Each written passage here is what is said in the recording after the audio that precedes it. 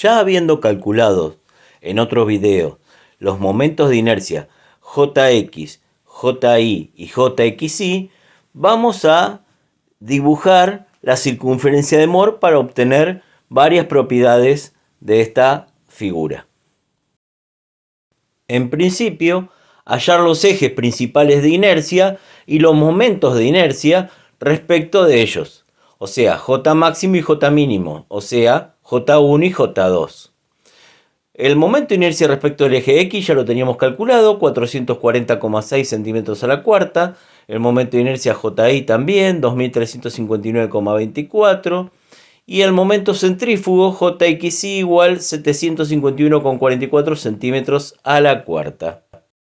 Para dibujar la circunferencia de Moore, tengamos en cuenta que el diámetro es igual a la suma de Jx más Ji por una escala.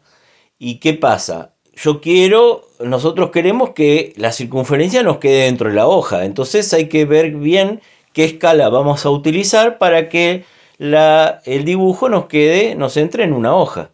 Entonces, si yo sumo Jx y Ji y ese valor lo divido de tal manera que me quede un número razonable para que quede dentro de la hoja, esa va a ser mi escala.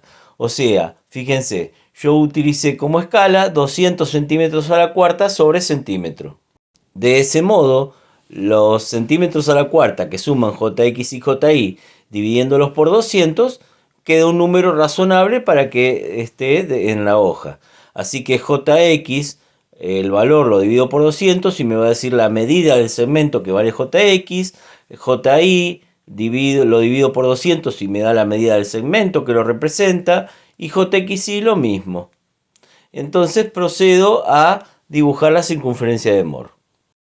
Si voy a dibujar la circunferencia de Moore con un diámetro en el eje X, o sea, sobre el eje X, desde el origen empiezo representando un segmento equivalente a Ji, o sea, al contrario. O sea, si lo hago sobre el eje X, empiezo por Ji.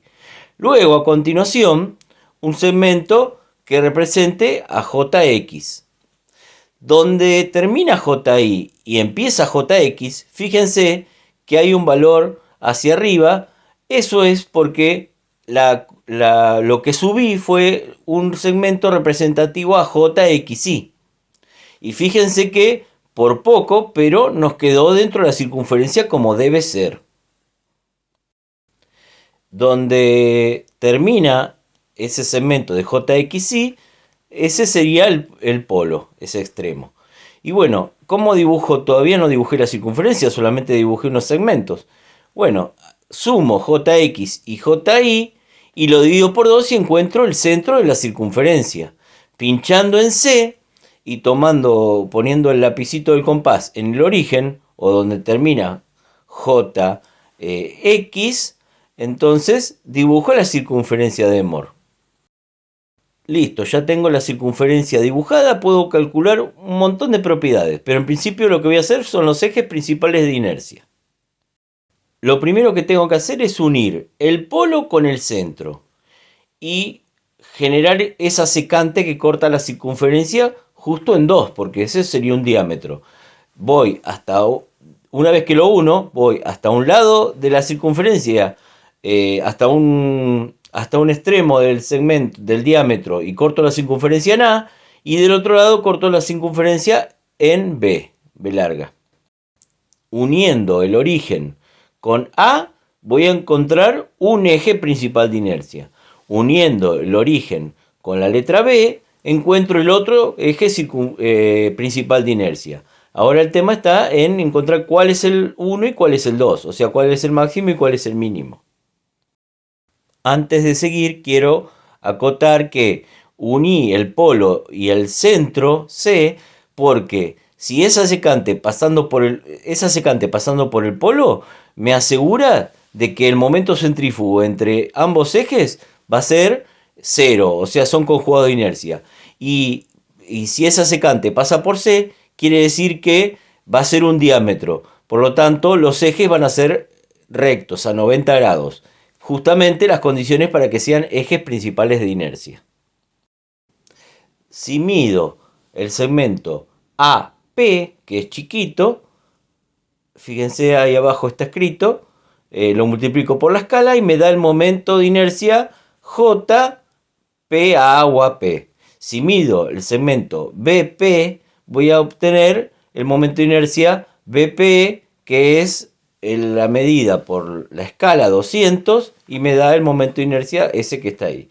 Entonces, el mayor es el segmento BP, por lo tanto, el eje de abajo va a ser el eje 1 y el eje de arriba va a ser el eje 2, porque el de abajo nos dio el mayor momento de inercia y el de arriba el de menor momento de inercia.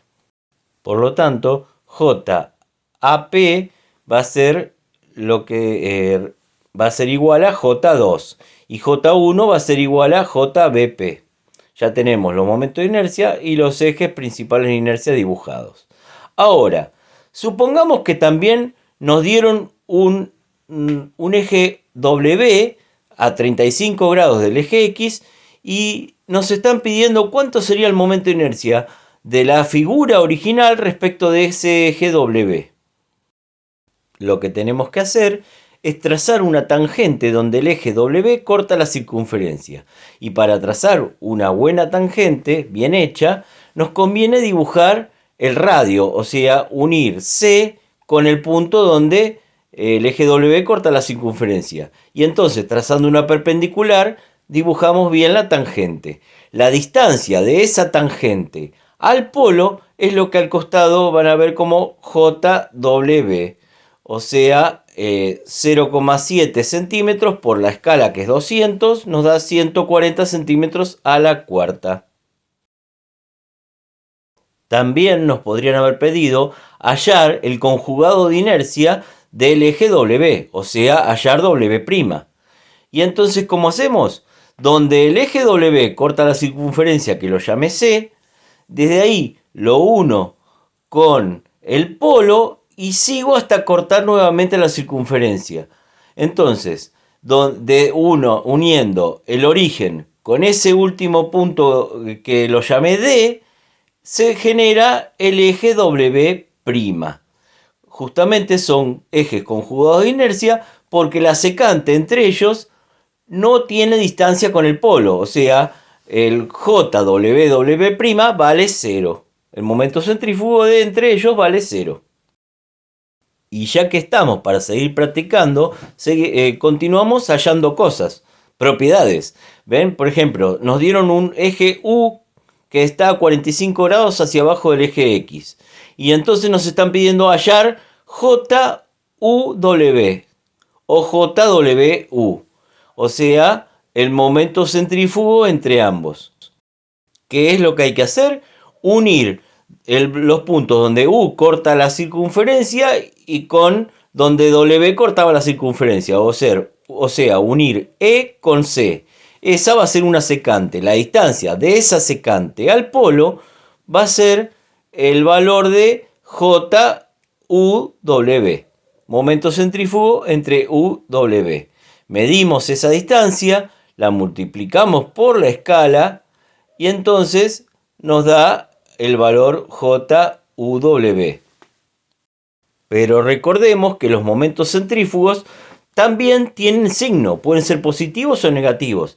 Y en este caso, fíjense, en rojo puse el positivo. ¿Por qué? Porque esa secante que pasa por C y por E está separando al polo y al origen en distintos lados. Por ejemplo, el origen está a la izquierda de la secante CE y el polo está a la derecha de la secante CE. Entonces la secante está en el medio entre ambos. Por lo tanto, el momento centrífugo, esa es la convención, es positivo. Del valor que salió de multiplicar por la escala la distancia entre la secante y el polo.